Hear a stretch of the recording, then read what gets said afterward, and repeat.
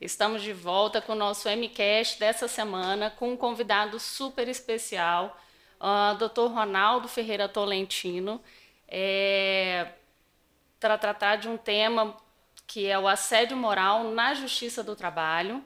O Dr. Ronaldo aceitou o nosso convite, fico imensamente honrado em tê-lo aqui, um renomado advogado, para tratar de um assunto tão delicado e necessário, trazendo aí um entendimento da Justiça do Trabalho acerca de vários julgados. E eu vou apresentar aqui o Dr. Ronaldo, só dizendo que eu precisei resumir o currículo dele, porque metade do podcast nosso seria lendo aqui as habilidades e as atribuições aqui do doutor. É o Dr. Ronaldo Tolentino, advogado, bacharel em Direito pela Universidade Católica de Brasília, pós-graduado em Direito do Trabalho e Processo do Trabalho pela Universidade Mackenzie, pós-graduado em Gestão de Pessoas e Compliance Trabalhista pela FGV, professor de Direito do Trabalho da Uniceub, professor de Direito do Trabalho e Processo do Trabalho da Universidade Paulista, Unip, presidente da Comissão de Direito do Trabalho do Conselho Federal da OAB, conselheiro seccional da OAB-DF, membro do Comitê Gestor de PJE do Conselho Superior da Justiça do Trabalho e membro efetivo do Instituto dos Advogados Brasileiros, IAB. E também não pode faltar o marido da nossa querida Juliana Tolentino, né, Ronaldo? Ronaldo, muito obrigada por você ter aceitado o nosso convite, estar aqui no Instituto para falar sobre a justiça do trabalho, né, essa visão com relação à ocorrência do assédio moral. É uma honra tê-lo aqui. Michele, o prazer é meu, fico muito agradecido com o convite e me coloco à disposição. Excelente. A gente descobriu recente, né, Ronaldo, que a gente estudou aí lá nos primórdios, lá no primeiro grau, vou botar aí para entregar a nossa idade, estudamos juntos. Então foi uma feliz coincidência reencontrá-lo e para juntos aí trabalharmos com essa temática. E aí, para começar, Ronaldo, queria fazer uma introdução aqui, falar um pouco dessa questão do trabalho, né, como um meio de sobrevivência, como algo que a gente se conecta justamente para buscar desenvolver nossas habilidades. O trabalho, ele, por muito tempo, foi visto como algo marginal, algo acessório, e, na verdade, a gente tem uma visão hoje muito diferenciada disso, que ele não é marginal, não é acessório, ele é principal, ele faz parte da nossa identidade, e ele também nos possibilita várias questões com relação ao convívio de outras pessoas. É ali que a gente passa uma grande parte do nosso tempo, amizades são firmadas ali. Então, a ideia é que a gente tenha ambientes seguros, né, inclusivos e saudáveis para que a gente possa desenvolver as nossas habilidades. Então, dentro dessa visão de garantir esse tipo de ambiente para o trabalhador, né, o empregado, o colaborador, o servidor, dentro desse ambiente profissional, é que a gente trata dessa temática do assédio. E aí eu queria que você falasse um pouco do assédio moral, da intencionalidade, da não intencionalidade, trouxesse aí tua experiência com relação a isso para a gente. Vamos lá, Michele. Como você bem colocou, o trabalho, ele hoje é algo que dignifica, né, o indivíduo. Se no começo o trabalho era tido como um castigo, né, e o termo trabalho vem da palavra tripalium, que era um instrumento de castigo, era um instrumento de tortura, tanto que na Grécia Antiga o trabalho era direcionado aos escravos, né, porque os pensadores não podiam trabalhar justamente para ficar no ócio e do ócio gerar os pensamentos, gerar as grandes ideias. Atualmente, o trabalho, como já disse, ele dignifica o indivíduo, ele identifica o indivíduo na sociedade. E para exemplificar isso, a gente vê muitas vezes que se costuma apresentar as pessoas, muitas vezes primeiro pelo cargo, para depois pelo nome. Perfeito. Né? Hoje em dia é muito comum você falar, esse é o gerente fulano de tal, esse é o diretor fulano de tal, esse é o advogado fulano de tal, esse é o médico fulano. Então, muitas vezes, a profissão, a ocupação da pessoa vem antes do nome. Né? Então, isso é interessantíssimo para a gente ter uma noção da importância do trabalho na nossa sociedade atual. E como você bem colocou, para que o indivíduo, para que o ser humano, ele se sinta bem dentro desse ambiente de trabalho, em que muitas vezes ele passa mais tempo no ambiente de trabalho, mais tempo com seus colegas de trabalho do que com a própria família, né? Ele precisa ter efetivamente um ambiente de trabalho seguro, saudável. E quando a gente fala em ambiente de trabalho seguro, em ambiente de trabalho saudável, não é só com relação à segurança e saúde física, né? É necessário que se tenha também em mente a necessidade de um ambiente de trabalho seguro e saudável psicologicamente, né? Emocionalmente, psicológico e emocionalmente. A gente tem visto alguns dados estatísticos em que grandes partes, um grande número das doenças profissionais hoje são doenças que vêm da própria psique, né? Do próprio emocional, da própria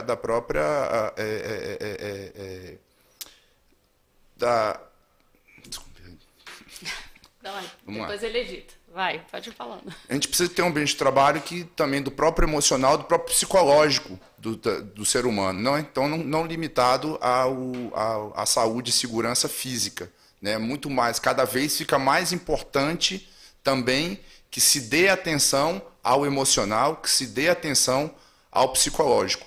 E aí é que entra a questão do assédio moral. Porque muitas vezes, embora a doutrina, que é uma doutrina que ainda não é uma doutrina muito rica, né? São poucas as literaturas dedicadas ao assédio moral, mas já existem, né? Mas a grande maioria da doutrina, ela classifica o assédio moral como algo intencional, né? E na maioria das vezes efetivamente o é, né?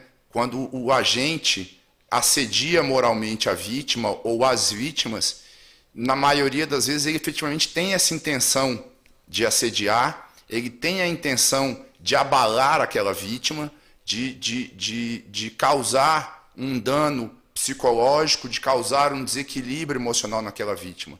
Na maioria das vezes, sim. Mas existem algumas situações, embora novamente não seja a regra, em que o agente não tem a consciência daquilo que ele está fazendo.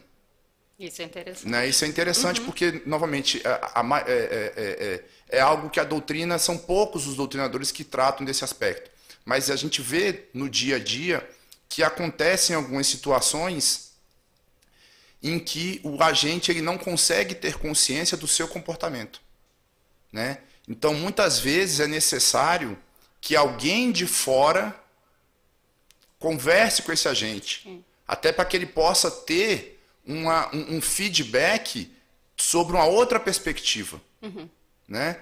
E aí, quando o agente não tem a intenção de agredir moralmente a vítima, de abalar moralmente, psicologicamente a vítima, às vezes com a simples conversa, com a simples chamada do agente a uma reflexão, você já consegue mudar o comportamento daquele agente que efetivamente vai deixar de ser um agente agressor, né? Por isso que muito se fala que com relação ao assédio moral, um dos principais elementos para se evitar o assédio moral é justamente você discutir o assunto, trazer informações sobre o assunto, muito mais do que o aspecto punitivo. Sim. Você tem aquele aspecto preventivo. Então, isso é bem eficiente, porque você fica sempre revisitando o tema também, né, Ronaldo? Porque as dúvidas vão surgindo. Vamos supor que alguém ali, um chefe, de repente está com algum trabalho técnico, está corrigindo, acaba pedindo para trocar ou fazendo sugestões. Até a forma de comunicar, às vezes, não é a ideal, a adequada para que se chegue a esse objetivo que ele está querendo. Mas a forma como a pessoa está recebendo, ela pode se sentir muito mal dentro daquela situação. Então, eu percebo muitas falas de pessoas que vêm falar comigo, que acham que estão sendo vítimas de assédio, justamente essa dificuldade na comunicação, porque às vezes a intenção é sempre, como você falou, não é o objetivo principal, não é humilhar, não é ferir a integridade, menosprezar, nada disso. É simplesmente corriqueiro para ele aquele tipo de ação, de corrigir, de mandar trocar, de mandar fazer. E às vezes nessa fala ele não consegue comunicar bem isso e a outra parte recebe isso como algo que fere, né, o psicológico dela. Ela fica abalada e até se questionando se ela está dando conta realmente de fazer aquilo a que se propôs e pela qual foi contratada, né? Isso. Às vezes, como você bem colocou, a questão às vezes é muito mais de um canal fino de sintonia na Perfeito. comunicação, né? Muitas vezes o agente ele tem um perfil um pouco mais enfático, né? Ele tem um perfil um pouco mais enérgico, né? E por outro lado, a vítima às vezes pode ser uma vítima que seja um pouco mais sensibilizada, né? Porque a questão do assédio moral é uma questão muito subjetiva também, né? Sim. Às vezes uma mesma situação para uns pode significar assédio, para outros não. Às vezes uma mesma frase dita num ambiente pode ser considerado assédio, dito num outro ambiente, num outro contexto, não será considerado assédio. Então é algo muito subjetivo, né? Então dentro dessa subjetividade é que a gente tem que procurar novamente essa sintonia fina entre o emissor da mensagem e o receptor, né? Porque para que a mensagem chegue do jeito que o emissor quis que ela chegasse, né? E o receptor consiga recebê-la. Porque quando você não tem essa sintonia entre emissor e receptor, acontece isso que você falou. O emissor está, na verdade, tentando passar uma mensagem de ênfase, às vezes de importância da mensagem, só que como ele não consegue sintonizar na mesma frequência, né, da vítima, ela recebe aquilo como um assédio, como uma chamada de atenção e acaba ficando abalada psicologicamente, emocionalmente por conta disso, né? E aí vem novamente a importância dos trabalhos de comunicação não violenta, dos trabalhos sobre assédio moral, o que é, o que não é. Mediação de conflitos, Mediação de né? conflitos, né? De comunicação, como é que você deve passar a mensagem, né? A forma mais clara, mais objetiva, procurando sempre adjetivar menos as coisas. Então, isso é para você tentar ter uma comunicação mais eficaz e evitar esse tipo de distonia. E aí, às vezes, muitas vezes, essa distonia acaba descambando para o lado do assédio. Entendi. Não, isso é importante a gente falar, porque muitas pessoas têm muita dúvida sobre isso. E também a própria chefia fica ali no cumprimento de prazo, de metas, dependendo da atividade que se propõe. Aquele turbilhão de informações, a gente sabe que é frenético hoje, mensagens por aplicativos, às vezes fora de horário, mas é porque tem um prazo para cumprir, alguma coisa urgente que se sobrepôs. Então, sempre falo, quando estou abordando essa temática, a gente precisa ter um pouco de equilíbrio aí também, ver pontualmente as questões que estão acontecendo, como é que elas estão se dando, se isso é pontual, se isso é corriqueiro, né? Como é que depois fica aquela. Tive recentemente um grupo conversando sobre essa questão da intencionalidade, que eu achei muito interessante. E aí uma pessoa estava me relatando que em algumas reuniões que ela participa de trabalho, as pessoas se tratam meio, faz logo isso aí, você está demorando, aquela cobrança, umas falas um tanto quanto, digamos assim, mais afoitas e às vezes passa um pouco da conta, mas é aquele ambiente, ele é assim. E aí depois termina a reunião, tá todo mundo muito bem, são compadres, são amigos, frequentam as casas uns dos outros, aquilo se dilui ali porque faz parte daquele ambiente. E quem está chegando, olha e fala, meu Deus, isso aqui me deixa maluco, eu não consigo trabalhar aqui. Então, nesse grupo, nessa conversa, eu estava justamente perguntando, né? Mas essa intencionalidade, você percebe? Não, é porque eles se tratam assim mesmo. São piadas e fazem...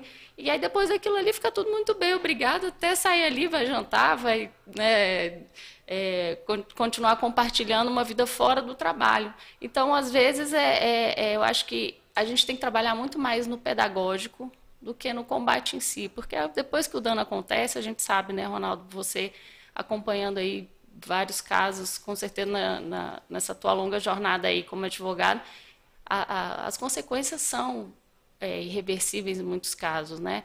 Os adoecimentos de saúde mental são os afastamentos hoje é a segunda maior causa de afastamento no trabalho e o assédio está incluído nesse rol, né, dessas doenças mentais. Então tem que ter esse equilíbrio e a empresa, tanto os colaboradores, sempre está buscando essa capacitação, essas informações, reuniões periódicas, documentos que sejam de conhecimento amplo e restrito da empresa, dos estagiários, dos terceirizados que estejam chegando, para que todo mundo conheça a política e seja algo que não seja pontual, porque a gente realmente precisa revisitar. Quando fica no automático, a gente se perde um pouco, né? Isso. É uma questão importante que você colocou, Michele, da importância da prevenção, porque depois que já acontece a situação do assédio, muitas vezes realmente ela é irreversível. Eu já tive uma situação, e aí já partindo para os causos da justiça do trabalho, mas eu já tive situação de uma cliente minha que sofria síndrome de burnout por conta do forte assédio moral da empresa que ela trabalhava, era um banco. E o trauma dela era tão grande com esse banco que a hora que o preposto do banco sentou na mesa de audiência, ela começou a passar mal. Só de ver ali na frente um representante do banco. E já tinha algum tempo que ela tinha saído do banco, mas você via nisso que ela começou a ter crise, passar mal e se tremer e faltará da juíza ter que interromper a audiência, chamar um atendimento médico. Ela não dava conta de tão traumatizada que ela estava com o ex-empregador. Então, só dela vir um representante do ex-empregador na frente dela, numa mesa de audiência, já foi um gatilho para desencadear toda essa situação. Então, para ver o tamanho do dano, o tamanho do abalo que determinadas situações podem fazer no indivíduo. Sim. E leva para a vida, né? Para as relações pessoais, para o ambiente familiar, né? Com os amigos, isso é muito complicado. Agora tem um outro assunto que eu aproveitar aqui tua experiência toda para a gente falar um pouquinho sobre provas, porque é muito comum as pessoas, né, virem com falas, eu estou sofrendo assédio, ou eu passei por situações de assédio, foram recorrentes, às vezes meses, quiçá até anos as pessoas falam sobre isso, e quando a gente vai começar a buscar, né, os meios de prova, o que você tem durante esse período, a pessoa não tem muita coisa, a não ser lembranças, algumas poucas anotações, não tem essa percepção, que eu sei que é difícil quando você está passando por isso, até você ter o equilíbrio para você imaginar, ou você ter a certeza de que você tem que coletar o maior número de provas. Muitas pessoas me relatam assim, nossa, como eu fui ingênua, eu estava passando por tudo isso, mas eu estava tão mal emocionalmente que eu realmente não me toquei que eu precisaria colher as provas. Então, eu queria que você falasse um pouco como provar, a quem incumbe essas alegações, as alegações, né? A quem vai incumbir o ônus da prova, falar um pouquinho sobre isso, como que a Justiça do Trabalho tem visto isso, para a gente poder orientar o maior número de pessoas que, inclusive, agora podem estar passando por essa situação e ainda não têm essa percepção da necessidade da prova nos autos, né? Se eventualmente for ajuizar algum tipo de ação ou buscar o ressarcimento pelos danos morais, né? Isso, vamos lá então, Michele. A questão do assédio é uma das questões mais complicadas do assédio, principalmente quando você já vai para a área da justiça, né, querendo processar o agressor para poder tentar de alguma forma se ressarcir daquele dano. A questão mais complicada, mais sensível é a da prova. É você provar que sofreu o assédio moral. Por quê? Primeiro, o assédio moral, ele não se dá num único fato, numa única situação, né? O assédio moral, ele é um conjunto de fatos, um conjunto de comportamentos que tudo isso junto configura o assédio moral.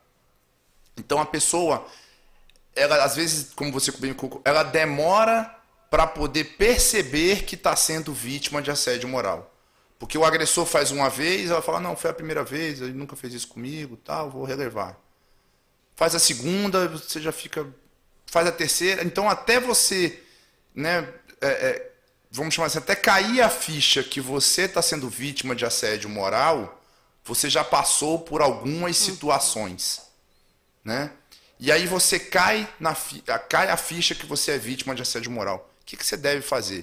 Se você quer... E aí não digo nem só a questão de ir para a justiça, mas às vezes você quer denunciar aquele assediador, para um canal próprio que a empresa tem, de ouvidoria, de controladoria, de corregedoria, algo equivalente, mas você precisa provar aquilo que você está passando. Né? Então, e aí outra questão bem interessante que é importante deixar claro, você não precisa provar o assédio. Tá? O assédio ele é consequência daqueles atos. O que você precisa provar são os atos, os comportamentos que levam ao assédio. Né? Então, tentando ser um pouco mais claro, é provar que o agressor falou com você de forma mais grosseira, é provar que o agressor te distratou, é provar que o agressor tentou te chantagear de alguma forma. E aí, quando você tem alguns agressores intencionais, fica difícil de provar. Porque se ele tem a intenção de assediar, de abalar, ele sabe que ele não pode deixar rastro. Então, geralmente, o agressor intencional, que é a maioria dos casos, né, embora a gente já tenha constatado que existe o assédio não intencional, mas o assédio intencional é o mais comum, geralmente ele vai fazer isso num ambiente isolado, em que esteja só ele, agressor e vítima, justamente para não deixar rastro. Né? Então, a pessoa que é vítima do assédio, que consegue cair em si, que está sendo vítima de assédio, ela precisa se resguardar até para poder fazer uma denúncia, até para poder buscar a justiça dos atos daquele agressor, dos comportamentos daquele agressor. Então, o que ela pode fazer para poder se resguardar? Na medida do possível, sabe que o agressor tem mania tem o hábito de praticar o assédio, os atos assediosos de forma mais reservada? Leva um gravador. Hoje em dia a gente está com um celular, deixa um celular ligado gravando, uma câmera. Né? Quantas e quantas vezes não se flagra situações de assédio hoje em dia por câmeras, por gravações. Né? A gente recentemente agora vi um caso bastante famoso aí que tiveram algumas gravações. Né? Então a vítima ela tem que se resguardar nesse sentido. Uma outra alternativa é procurar sempre que tiver com o agressor estar com mais gente ao lado, porque aí caso ele pratique algum ato assedioso, porque muitas vezes embora o agressor ele tente se policiar, às vezes ele não se segura. Sim. Em algum momento ele vai deixar escapar. Em algum momento ele vai escapar, ele vai deixar escapar e não se segura. Então você tem alguém ali ao lado para testemunhar aquele ato assedioso, né? Então a questão complicada, mas que se a pessoa tiver consciência de que é vítima de assédio, é complicado, mas ela tendo essa consciência fica fácil, é a colheita de provas. Né? E até quem está nos ouvindo, às vezes não está passando por isso, mas pode orientar alguém Sim. no trabalho, algum colega, algum familiar que está passando por isso, justamente o que você está falando aí, né, Ronaldo? Ter essa clareza de que, mesmo estando diante daquela situação emocional, psicológica tão forte, há necessidade da prova, porque eu vejo muitas pessoas, eu atendi uma pessoa semana passada e ela chorava muito ao telefone e falava assim, como pôde, eu passei por tudo isso e hoje eu não tenho nada para apresentar, para provar. Então, além dessa angústia de você ter sido agredida, de você ter sido invalidada, você ainda fica com peso de não ter como provar o que você está falando e tudo que você, como consequência, está vivenciando daquilo. Então, a fala de uma pessoa que entrou em contato comigo, assim, ela chorava e falava assim, como é que eu fui burra desse jeito? E agora como é que eu provo tudo que eu passei? E o que eu estou vivendo agora? Quem é que vai cuidar de mim? Quem é que vai como é que a justiça vai olhar para mim? Porque fica essa sensação de impunidade também, né? Então, eu sempre também sugiro, não sei, vai anotando o dia que aconteceu, quem estava, porque são tantas informações, a gente fica tão abalada, a pessoa fica tão emocionalmente ali sem norte, que às vezes ela esquece até quem estava lá. Eu acho que era o Ronaldo, eu acho que era a Juliana, eu acho que... E às vezes as pessoas nem estavam ali. E quando chama para a oitiva, os processos disciplinares, não me lembro se eu estava. Não era eu que estava lá. Então aí a pessoa se perde até nessas falas, né? E outro ponto que eu queria que você explicasse um pouquinho, de uma maneira bem clara, como você tem feito aí, que é a questão da gravação. Se tem muita dúvida se essa gravação ela é reconhecida, se pode ser feita, porque tem a questão da interceptação. Então eu queria que você explicasse isso aí, porque muitas pessoas me perguntam sobre isso. Vamos lá. O que é proibido pela legislação, né, é você violar o sigilo da correspondência, né? Então, vamos lá. Eu faço um vídeo ou uma gravação para você, Michele, né? E um terceiro intercepta essa mensagem. Aí sim você tem uma violação do sigilo de correspondência, né? Ou eu estou me comunicando com você e um terceiro sem autorização está gravando essa conversa, né? Então vejam que é uma pessoa estranha à comunicação. Agora, nesse caso do assédio, né, em muitas situações ele se dá, às vezes, porque você tem o assédio, via de regra, ele é direcionado a um determinado indivíduo, mas existem algumas situações de assédios coletivos, em que o assédio ele se dirige a toda uma coletividade. Então, quando ele se dirige a toda uma coletividade, geralmente ele é praticado em ambientes abertos, em ambientes mais amplos, né? Mas quando quem grava a situação é um dos que compõe a mensagem, a comunicação. Então, por exemplo, eu tenho um chefe que está me assediando, que está me agredindo verbalmente. Eu, como vítima, eu faço parte dessa relação. Aquela agressão está se dirigindo a mim. Então, eu posso gravar. Perfeito. Eu sou um dos agentes da comunicação. No caso, o receptor. Então, eu posso gravar. Se eu estou num ambiente coletivo, se eu estou num auditório, e tem ali um chefe que está cobrando metas da equipe, cobrando de forma mais abusiva, com ameaças de demissão dentro do auditório, e eu estou com o celular na mão, eu posso gravar aquele chefe falando isso. Isso é reconhecido e validado na tranquilamente, justiça. Tranquilamente. Né? Então, quando você faz parte daquele ambiente, quando você faz parte da comunicação, um dos agentes gravar a comunicação, não tem problema, né? O que não pode é você ter uma conversa entre duas pessoas e um terceiro não autorizado, e muitas vezes até sem o conhecimento das partes, interferir ou gravar essa conversa. Aí você tem um problema de interceptação ilícita. E no caso, você está falando de gravações de conversa, mas vamos dizer, principalmente no assédio sexual, ele é mais difícil ainda do que o moral, né? De se provar, né, Ronaldo? Porque esse realmente acontece ali quase que entre quatro paredes, digamos assim. Se você instala uma câmera, por exemplo, em determinado ponto da sala do teu chefe para captar essas gravações, essas cenas, né, fazer a captura dessas cenas, também é válido isso? Sim, também é válido, Muitas vezes, em algumas situações, Michele, somente de assédio sexual, a câmera está ali, não é nem com a intenção de gravar o assédio em si. Ela está ali por motivo de segurança, vigilância da própria empresa e tal. E por um acaso, ela pega a cena. Sim. Né? Então, muitas vezes, a finalidade daquela câmera nem é essa. Mas ainda que seja... Eu estou falando do colaborador, da colaboradora que instala uma câmera ali na sala do chefe, quando ele não está, porque ela está sofrendo esse tipo de... Não tem problema nenhum. Perfeito. Isso é bom a gente esclarecer, porque tem muita dúvida com relação a isso.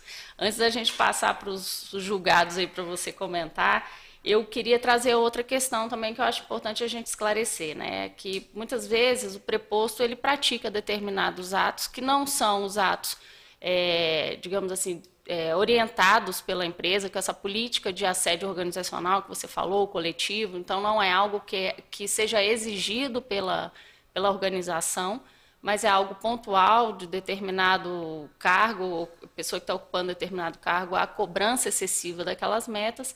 E aí tem uma pergunta, né? Se a empresa ela pode se valer desse direito de regresso quanto ao agente causador do dano, ou seja, alguém está ali exigindo determinada situação, uma meta, e depois da empresa ser condenada, ela pode entrar com um direito de regresso ali para reaver aquele valor daquele agente que deu causa. Para isso, a gente tem um julgado do TST que fala exatamente disso, de um ex-funcionário que era gerente de uma cervejaria, que ele foi condenado a ressarcir a empresa porque ele cobrava metas de vendas que eram totalmente fora de serem alcançadas. Então, ele imprimia esse tipo de assédio no seus subordinados. Eu queria que você comentasse um pouquinho sobre isso. Vamos lá, Michele.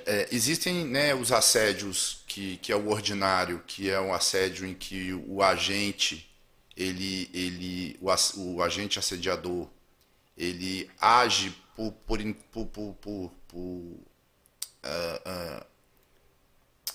intuição própria, às vezes intencional, às vezes não intencional.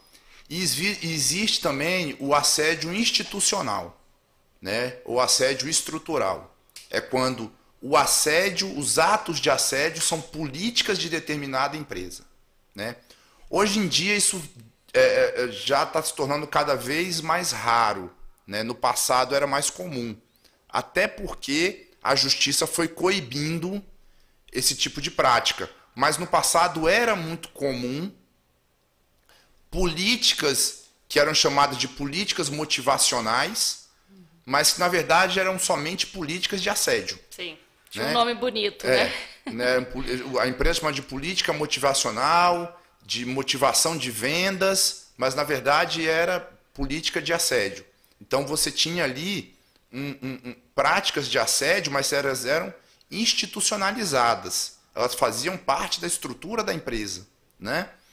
Então aí nesse caso você não tem como depois, se a empresa for acionada, porque um agente A, B ou C praticou aquela política contra os seus funcionários, a empresa não tem direito de regresso. Só está replicando ele só está replicando o comportamento que ele aprendeu e que ele foi orientado a passar. Treinado para isso. Perfeito. Treinado para isso. Tá. Né?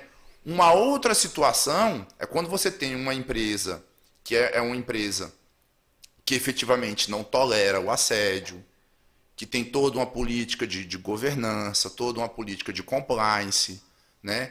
Mas, por um acaso, algum dos seus prepostos, algum dos seus diretores, algum dos seus gerentes, por uma questão individual, é um assediador. Uhum. Né? Às vezes tem um perfil mais agressivo, às vezes realmente quer perseguir um empregado e ele começa a assediar aquele empregado. Ou quer mostrar serviço, aí fica exigindo da equipe além da conta. Isso, okay. Né? Então, mas aí é uma situação daquele indivíduo, né? E aí a vítima entra na justiça, a empresa é condenada porque efetivamente aquele assediador estava ali representando a empresa, era um preposto da empresa. Então, preposto é essa pessoa que representa, né?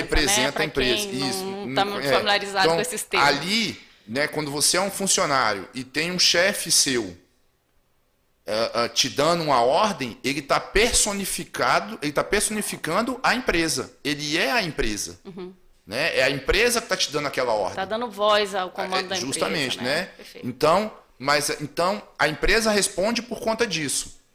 Mas, quando é uma empresa, novamente, que tem consciência, que tem política de governança, de compliance, que não tem política de assédio, que combate esse tipo, que não tolera esse tipo de situação, ela posteriormente pode vir a cobrar desse agente assediador o retorno daquela condenação que ela sofreu, okay. Né? Que é o chamado direito de regresso. Então, pode sim acontecer, mas a gente precisa separar um pouco essas duas situações. Entendi. Vai ter que comprovar uma e outra, né? Que era individual, que sim. Era algo pontual daquele preposto, sem estar dando voz à empresa, ou que a empresa efetivamente tenha esse tipo de política, esse tipo de de forma de atuar com seus colaboradores e aí seja exigido, inclusive, desse funcionário que haja assim. Caso contrário, ele mesmo perde o posto de trabalho, né? Uma outra situação interessante, Michele, que tem aparecido na Justiça do Trabalho,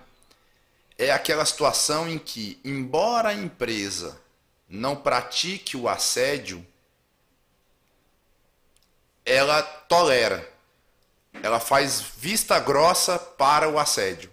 Então, muitas vezes ela tem conhecimento de que o chefe A ou B está assediando a equipe, mas finge que não é com ela. Uma conduta omissiva. Uma conduta omissiva. Entendi. E aí também, nesse caso, não tem como se valer disso depois, porque ela estava sendo conivente com a situação do assédio. Ou até nem deu andamento, por exemplo, as denúncias que foram registradas por um canal de ouvidoria. Sim, existem várias formas de você ser conivente. Sim. Né? Existem várias formas de ser conivente. Uma delas é essa, você recebe denúncia e engaveta as denúncias, não faz nada. Né? Então você está sendo conivente, está sendo omisso, você tá tolerando aquele tipo de situação no seu ambiente de trabalho. Perfeito. E agora vamos para os causos, né? Recentemente teve um julgado, né, do Tribunal Superior de Justiça, Tribunal Superior do Trabalho, que uma construtora é condenada por assédio de presidente a engenheiro. E aí, aqui relata algumas situações e falas, né, que ele até ficou desmoralizado em frente ao mestre de obra, porque ele era engenheiro, né? Como é que você tem visto todos esses julgados, Ronaldo, com relação à questão do assédio na Justiça do Trabalho, que é a tua área de atuação, aí compartilha conosco a tua experiência aí.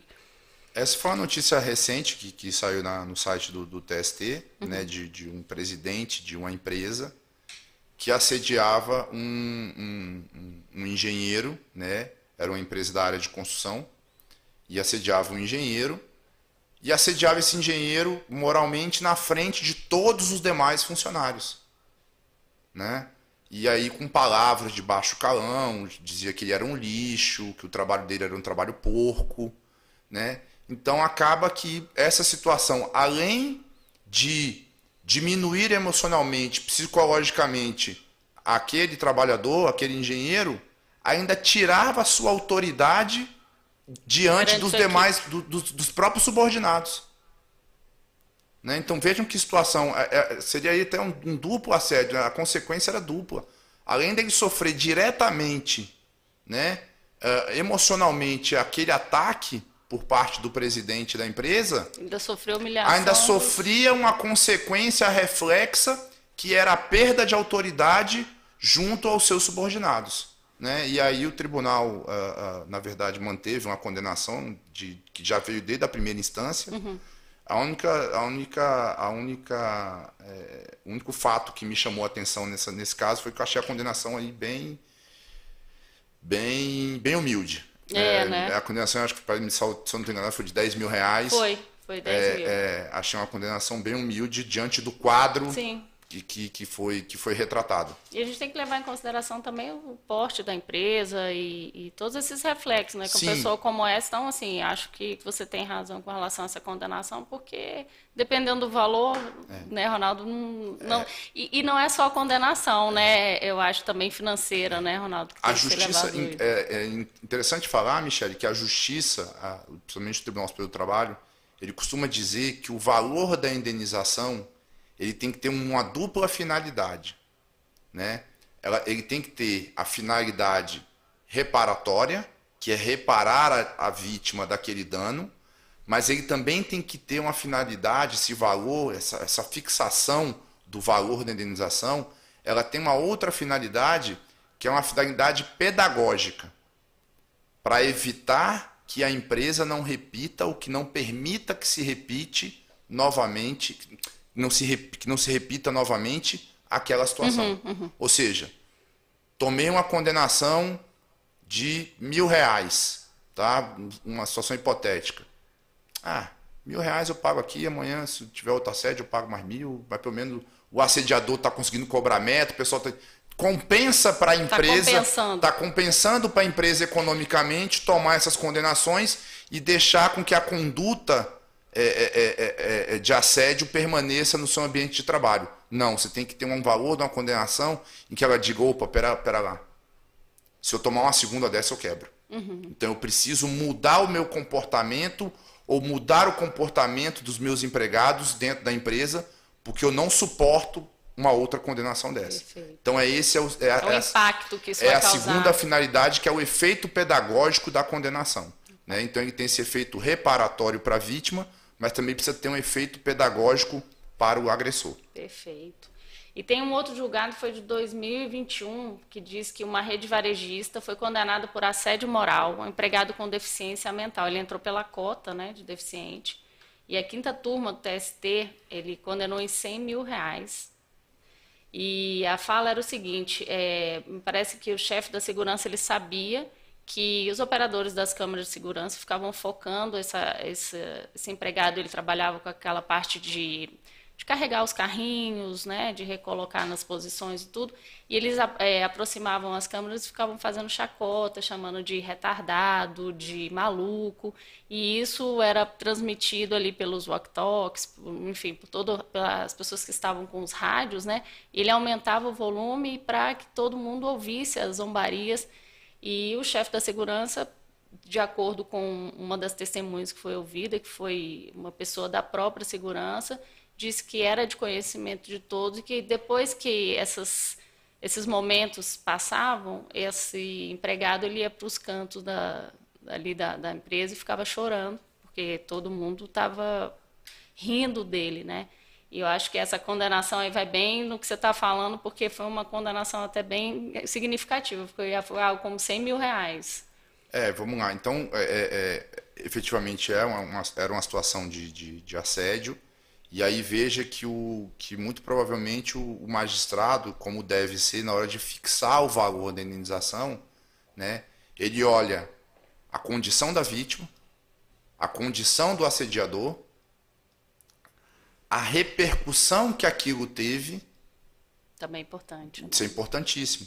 Né? Porque uma coisa é você ser assediado de forma reservada. Não é que o assédio é maior ou menor, mas ele repercute mais ou menos. Né?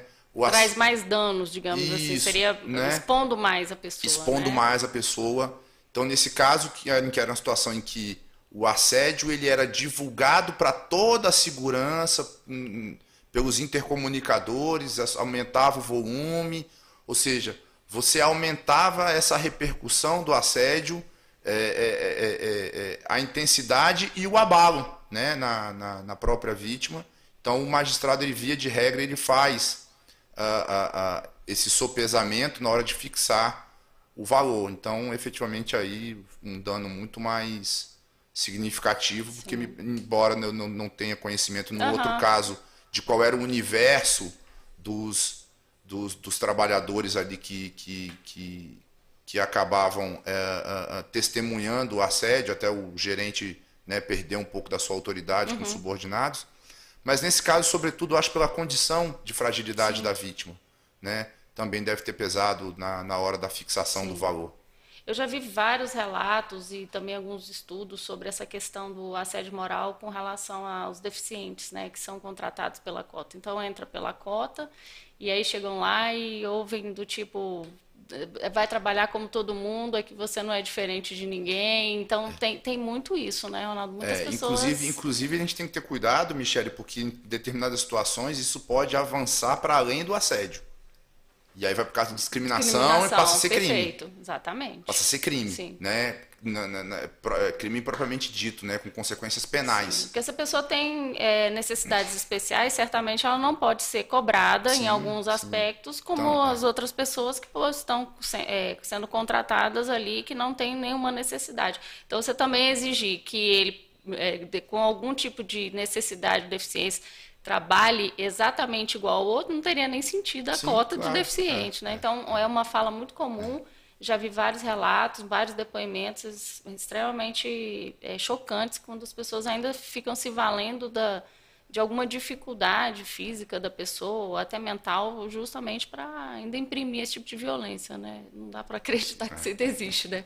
E, por último, aqui vamos falar, que a gente não pode deixar de falar dessa questão do setor bancário e também telemarketing, que são os campeões em registros de ocorrência de assédio. Justiça condena banco a pagar 275 milhões por assédio coletivo. Essa Diga aí. é interessante que efetivamente foi muito no passado, por exemplo, quando eu falei dessa questão de políticas institucionais, de que algumas empresas, principalmente na área de vendas, né, elas tinham por políticas que eram chamadas de políticas motivacionais, mas principalmente isso acontecia muito, era muito facilmente identificável. Eram indústrias de bebida, né, algumas indústrias de farmacêutica.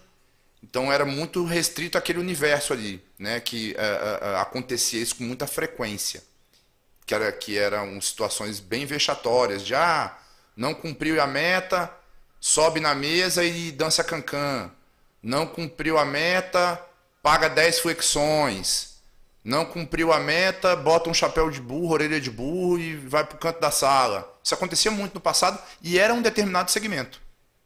Né? Você vê que era uma coisa bem de algo estrutural, algo institucional daquele segmento.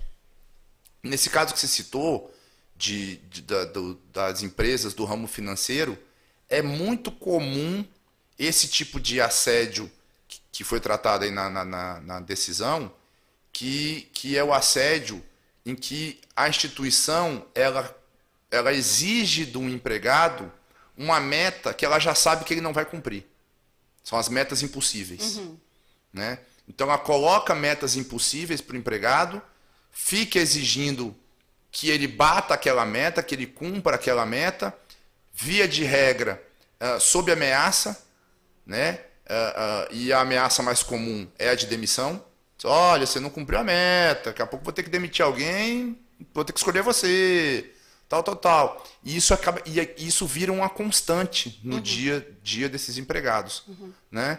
E isso se percebe muito, e aí eu posso falar com muita segurança por conta de ver isso no dia a dia da Justiça do Trabalho. Eu já tenho 20 anos de advocacia, então no dia a dia você vê bastante empresas do ramo financeiro, bancos, sofrerem esse tipo de condenação por esse tipo de situação. Sim. Né? E aí entra naquela fala anterior nossa.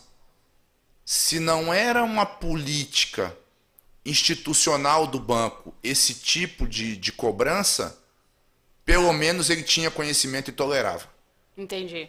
Né? E aí, ele compactuou com aquilo de alguma forma, ainda de alguma que ele forma. não tenha claramente dito as regras. Isso. Então, okay. se não era uma política expressa do banco ou da instituição financeira, ele tinha conhecimento, mas tolerava, não fazia nada para impedir esse tipo de situação, embora tivesse conhecimento. E aí acaba que responde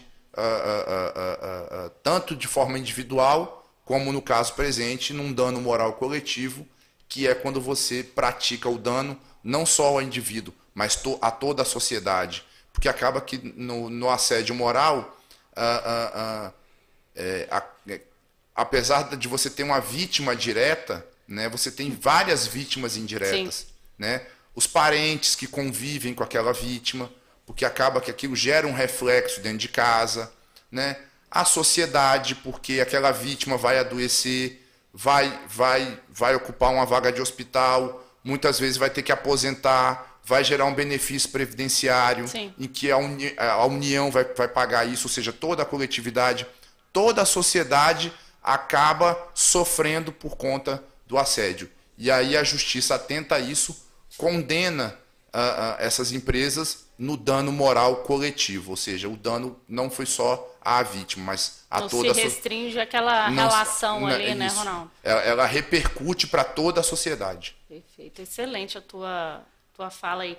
Eu tive ministrando um curso recentemente, uma das falas de uma das pessoas que estavam lá era falou assim, mas eu sofri assédio. Isso era de conhecimento, era um órgão público, era de conhecimento de todos, mas a chefia, a chefe de gabinete, tinha conhecimento do que estava acontecendo, mas não fazia nada. E dentro daquela situação tinha uma rotatividade muito grande, porque ninguém conseguia trabalhar com aquela pessoa. E aí falou, mas até que ponto ela poderia responder? Ou ela, será que realmente ela tinha conhecimento? Eu fico pensando assim, como você está falando da conduta omissiva da empresa, né? A empresa vê, ela sabe, mas ela não faz nada. No caso dessa chefia, né? Que imagina, quase que mensalmente você tinha trocas de equipe, porque as pessoas não conseguiam trabalhar naquele ambiente, pediam para sair, literalmente, tropa de elite, né? Pede para sair. E aí a chefe sequer questiona por que está tendo tanta rotatividade, o que é que está acontecendo, de repente sugere alguma capacitação e tenta identificar. É muito cômodo também o gestor, né, ou a chefia, deixar que ali o gerente, ou o superintendente, ou um diretor vá resolvendo aquilo ali, sem ele se, digamos assim, ter contato com aquilo. Até porque acho que na cabeça de alguns, se eu souber, eu vou ter que fazer alguma coisa. Então eu vou fingir que eu não sei, porque aí eu não vou fazer nada, entendeu? E isso é ruim, porque o questionamento era, poxa, mas será que não está vendo? Isso é dentro do gabinete e ninguém consegue parar lá, e aí a pessoa não se questiona por que tantas pessoas pedem para sair o tempo inteiro, então tem uma rotatividade grande, você perde eficiência, porque você tem, né, essa troca de equipe, isso traz prejuízos, né? Ninguém se firma, não, e aí acho que vai bem por aí também, né? Sim, sim. Às vezes, às vezes é assim, a pessoa não. Você tem duas situações. Você tem a situação de que a pessoa não para pensar, né? E às vezes o dia a dia do trabalho não te permite isso. E às vezes é a vista grossa mesmo. Você sabe que aquilo está acontecendo, mas você finge que não sabe, né? Órgão público eu acho que é um pouco mais complicado ainda do que as empresas privadas, né? Porque somente onde você tem órgão público em que o vínculo ali são vínculos temporários, né? O temor reverencial Ele é maior. ele é muito maior, Sim. né? O temor reverencial ele é muito maior, porque a possibilidade de você perder o seu emprego do dia para a noite é muito maior, Sim. né? Então você efetivamente muitas vezes em órgãos públicos em que e é por isso até que em muitas situações se exige a questão do concurso público, da estabilidade, para evitar algumas situações como essas. Sim. Né? Porque a vítima, quando ela tem alguma estabilidade, quando ela tem alguma proteção, ela se sente até um pouco mais confortável até para fazer uma denúncia. É uma vantagem, digamos assim, né? Até para poder fazer uma denúncia, ela se sente mais confortável, né? Mas efetivamente a questão no órgão público é um pouco mais complicada. E aí é interessante o governo, o órgão público, de uma forma geral, as empresas públicas, e isso tem se visto interessante, Michele, que a questão do assédio é uma questão que está muito em pauta na atualidade, mas tem se visto gestores públicos tomando medidas para evitar. Né? Então, cada vez mais você vê os governos criando comissões de assédio, criando canais de denúncia, efetivamente punindo os agressores, né? As empresas públicas também criando comissões internas de assédio, comissões, diretorias de compliance. Né? Esses dias eu tive aí num banco público, me convidaram para falar sobre assédio moral também, numa semana de combate ao assédio moral, promovida pela diretoria de compliance. Então, você vê que cada vez mais a questão do assédio tem preocupado a administração pública de uma forma geral, tanto a administração pública direta quanto indireta, né, em todas as esferas. Então, é bem interessante mesmo, porque no caso da administração pública, você não tem como dizer que o assédio é institucional. Você vai dizer que o poder público está assediando. Então, no caso no caso da administração pública, a questão é individualizada. Sim. O assediador é A, B ou C. Não é política da administração pública, não é política do Estado, do poder público assediar, de forma alguma. Até porque fica muito vago isso, né? Você não consegue definir ali quem está ativo.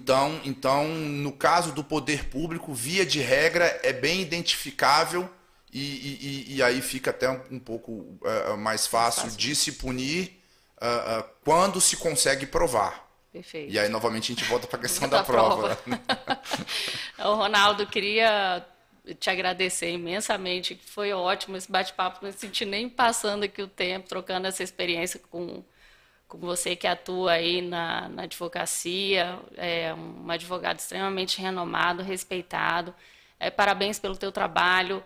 É uma honra ter você aqui no nosso MCast, trazendo informações. Foi muito claro, fala de uma maneira muito acessível, porque às vezes nós da área jurídica temos a tendência a usar uns termos aí que as pessoas têm muita dificuldade para compreender, mas a ideia nossa é levar a informação e é levar a informação da maneira mais clara, mais objetiva, para que quem esteja passando por isso, para quem esteja acompanhando alguém que esteja passando por isso, possa se identificar ou possa se recorrer aqui a alguma das nossas informações e dicas que a gente vai trazendo para tratar isso, porque realmente esse tipo de violência é uma perversão, isso no ambiente profissional.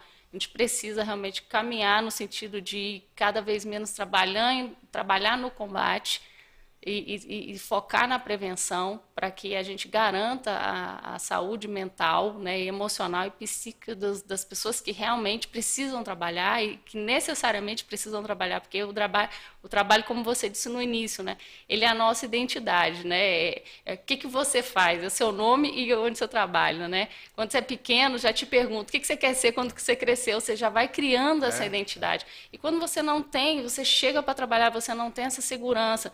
Pessoas me relatando que quando dá domingo eu fico pedindo para ficar doente, para eu não ter que trabalhar. Eu não aguento, não suporto. E aí, lágrimas por cima de lágrimas, pessoas também se submetendo a determinadas situações para garantir benefícios indiretos, para plano de saúde, alguma coisa que precise para sustentar a sua família. Então, assim, é de doer muita coisa que a gente vê. Mas eu tenho a esperança, como diz a minha amiga Jaqueline, uma esperança poética de que a gente está fazendo a nossa parte, está conversando. Sei que a sua agenda é apertadíssima, você é um cara cheio de compromisso, mas fico muito feliz em ter esse momento aqui contigo. Agradeço mais uma vez em nome do Instituto, em meu nome, e tá contigo aí para a gente poder fazer o encerramento. Michele, de forma alguma, eu que agradeço a oportunidade de estar aqui. Debatendo também com você, que é um especialista sobre o assunto, especialista sobre a matéria. Então, para mim também é um prazer enorme poder debater esse tema, um tema que efetivamente está em pauta e que efetivamente a sociedade tem se preocupado, como deve se preocupar cada vez mais. E fico aqui, me coloco sempre à disposição para quando precisar. Muito Excelente. obrigado. Vai voltar novamente aqui no nosso MCast com outra pauta, outro assunto, porque com certeza assunto com o Dr. Ronaldo aqui não vai faltar. Então, Dr. Ronaldo Tolentino, muito obrigada por estar aqui conosco no nosso MCast. Nos acompanhem nas redes sociais, nos sigam. A gente disponibiliza semanalmente, quinzenalmente, conteúdos muito importantes sobre assédio sexual, assédio moral, discriminação no trabalho. É um prazer tê-los aqui. Se tiverem alguma dúvida, quiserem trazer algum questionamento, os comentários estão abertos. A gente vai, junto com a nossa equipe, na medida do possível, respondendo e também direcionando. Se vier alguma coisa aqui para o Dr. Ronaldo também, a gente faz o encaminhamento. Então, mais uma vez, muito obrigada pela companhia, por estar nos acompanhando, buscando informação, que é dessa forma que a gente realmente vai poder combater esse tipo de situação no ambiente de trabalho, para garantir que seja saudável, que seja seguro, que seja inclusivo e que nós realmente possamos nos conectar de fato com a nossa identidade, que é o nosso trabalho. Então, muito obrigada aí pela companhia de todos vocês.